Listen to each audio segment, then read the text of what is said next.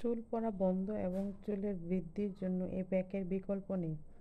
এটি বানানোর জন্য আমি প্রথমে 1 মুঠ পরিমাণ ভৃঙ্গরাজ গাছ নিয়েছিলাম। এখানে আমি গাছের ডগা এবং পাতা নিয়েছি, গাছের শিকড় নেইনি।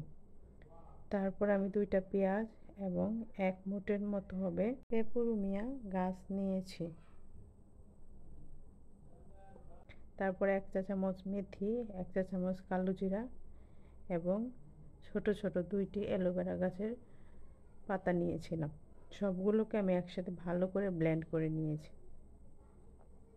একটি আস্ত লেবুর রস চিপে দিয়েছি।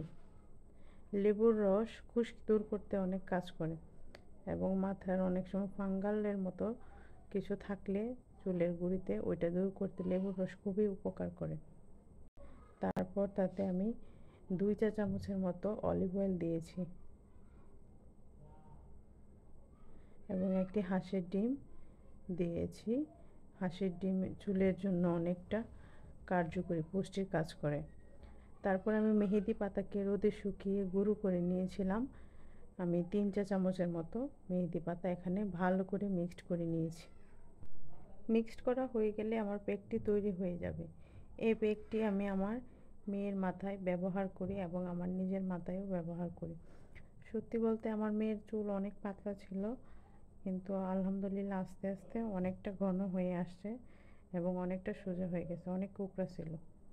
আমার এই প্যাকটি যদি কেউ ব্যবহার করেন অবশ্যই কমেন্টে জানাবেন এবং সম্পূর্ণ ভিডিওটি দেখার জন্য ধন্যবাদ। আসসালামু আলাইকুম।